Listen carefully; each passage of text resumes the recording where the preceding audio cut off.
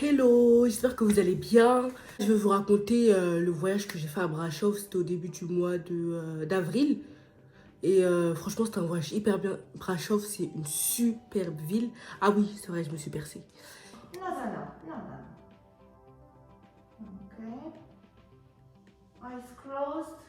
Close there. Close, close, close, close, close. You're done. Mais vraiment, genre, c'est une ville qui est hyper belle. Et nous, on est allé faire du ski. Et vraiment, c'était trop bien. Le premier jour, on est arrivé grave le soir. On a oublié que, en fait, il y avait un couvre-feu. On a oublié que ça existait. Et à Brasov, c'était un Airbnb. On était deux groupes. Il y avait le groupe qui, à la base, avait eu l'idée du voyage.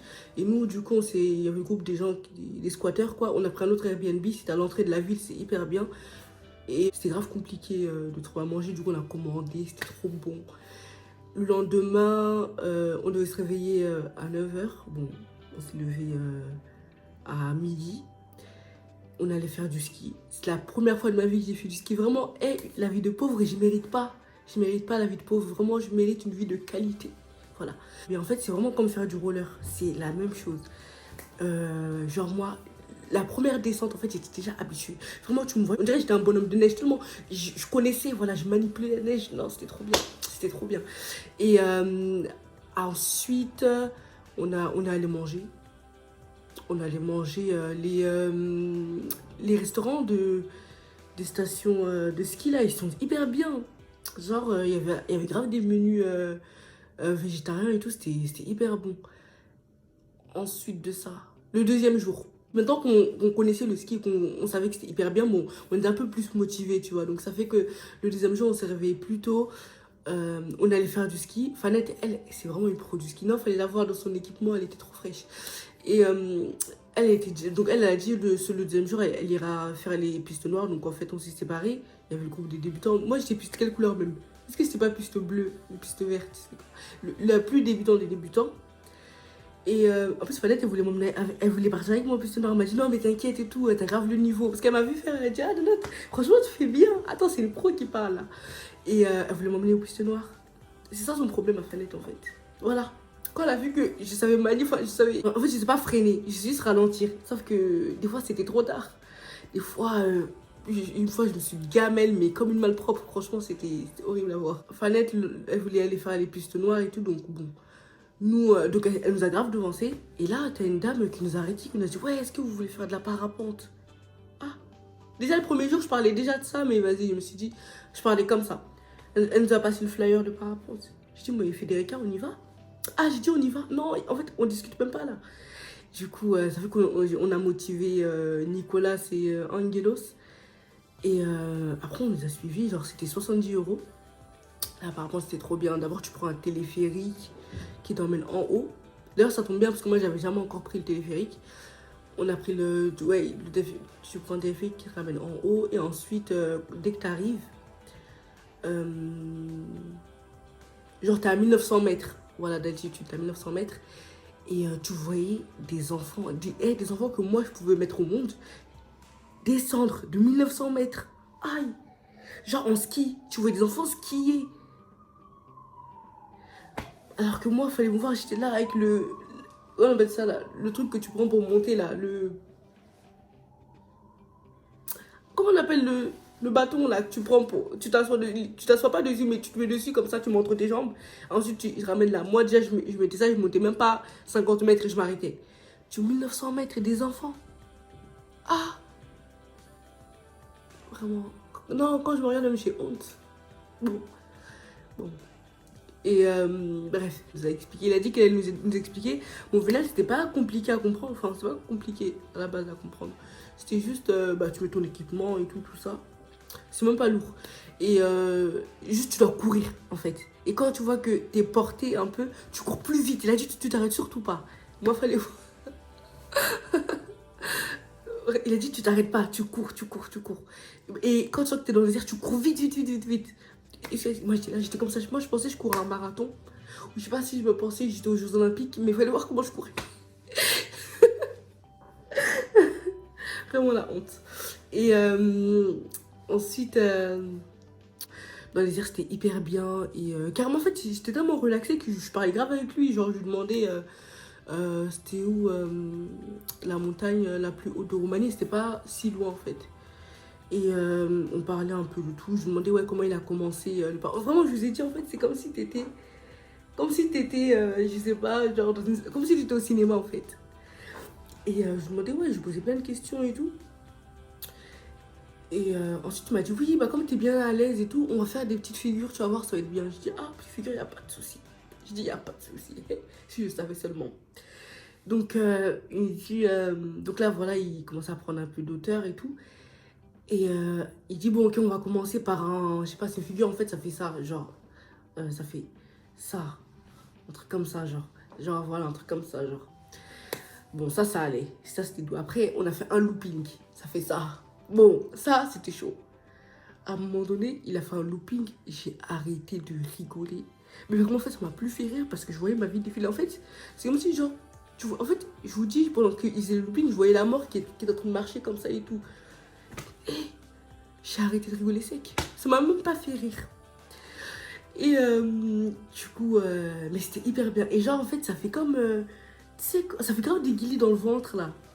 Et du coup, je faisais que de rigoler. Je faisais que de rigoler. Lui, il pensait que je kiffais.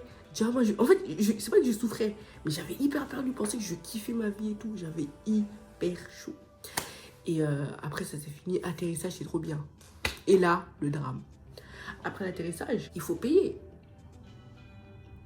C'est pas, je vais pour payer. Et je vois qu'en fait, mon compte BNP, il est bloqué. En fait, ma conseillère, elle a essayé de m'appeler parce qu'elle a vu plusieurs opérations douteuses. Du coup, elle a essayé de m'appeler sur mon numéro français. Et comme je décrochais pas, elle a tout bloqué. En fait, c'est même pas ma conseillère à la base.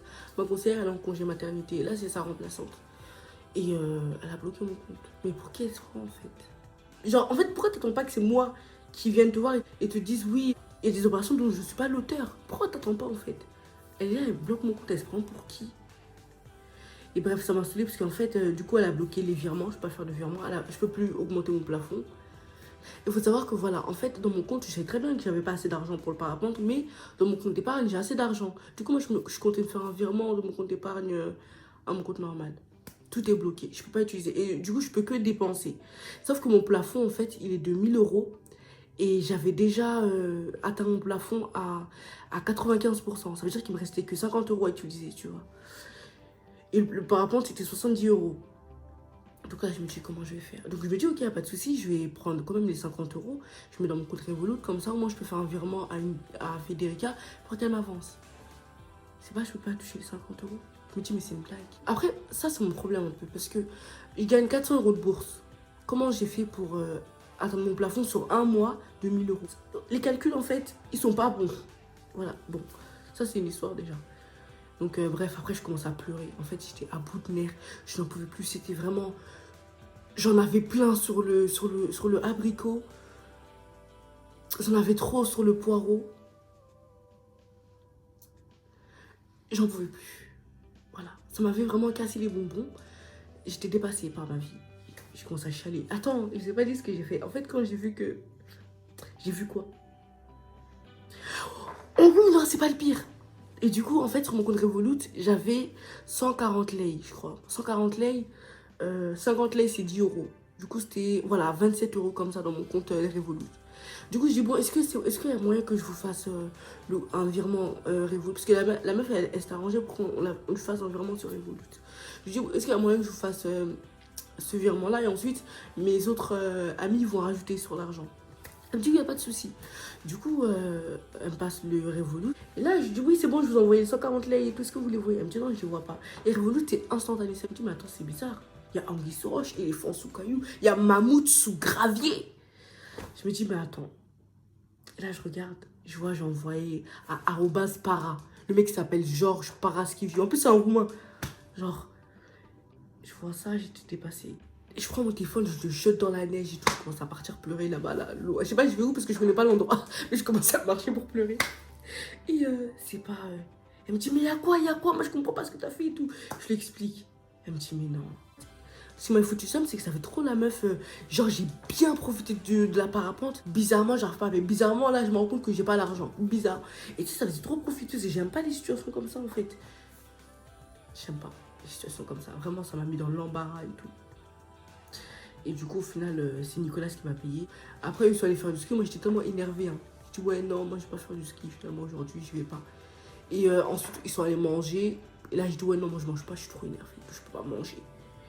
Bref, cette journée, c'était trop mouvementé. Sur le chemin du retour, donc dans la voiture, il y avait Guy qui conduisait, Dilara, moi, Perrine, Federica. Perrine, elle regarde des reels sur Insta de la Roumanie. Et dès qu'il y a des lieux intéressants qu'elle veut visiter, elle met des enregistrés sur Google Maps, des petits signets là. Ça fait que sur le chemin du retour de Brasov-Vayache, il y avait beaucoup de signets. On s'est arrêté d'abord à un lac. Je crois qu'il s'appelle Lac Rouge ou Lac, je sais pas comment il s'appelle. Bon, c'était pas hyper intéressant, mais c'était dans la nature, c'était hyper beau.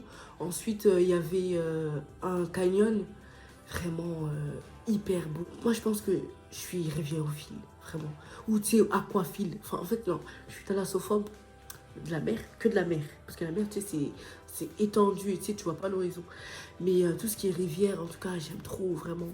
L'eau, en fait, j'aime trop l'eau, voir l'eau couler, je sais pas, ça me fait trop du bien. Et c'est hyper beau. On s'est arrêté à Bicaz. Donc c'est un barrage d'eau à Bicaz. C'est hyper beau. En fait, à un côté du barrage, genre, ça faisait plage. Et à l'autre côté, bah, ça faisait rivière, quoi. C'était magnifique. Et vraiment, le voyage, il a été fabuleux. Genre, on a eu une trop bonne ambiance, tu vois. Même si, bon, dans la maison, petit drama quand même, hein. Dans la maison, il y a toujours des gens qui font rien, en fait. Genre, les mecs sont grave sexistes ou quoi, même si... Et pourtant, il faut les entendre, hein. Faut les entendre quand ils parlent avec nous. Ouais, moi, je suis grave féministe. Féministe de quoi, en fait? Rien du tout. Mais bref, genre, t'en as... genre, ils faisaient la fête et ils laissaient tout leur bordel et tout. Franchement, ça se faisait pas.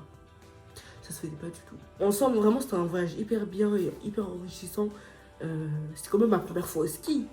Quand même, là-haut. Donc voilà, moi je pense que j'y retournerai et peut-être que je reviendrai en Roumanie parce que en France, no way, c'est hyper cher. Donc voilà. The lake. Ok, 3, 2, 1.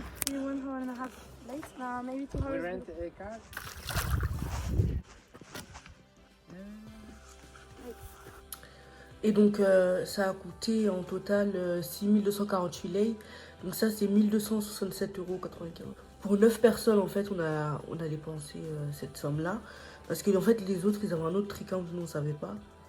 Et moi j'ai dépensé, enfin moi mon coût ça a été 817 RON. Ça fait 165 €.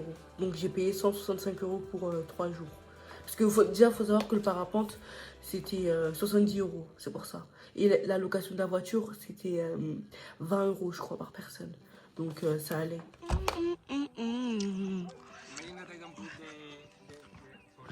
Yes.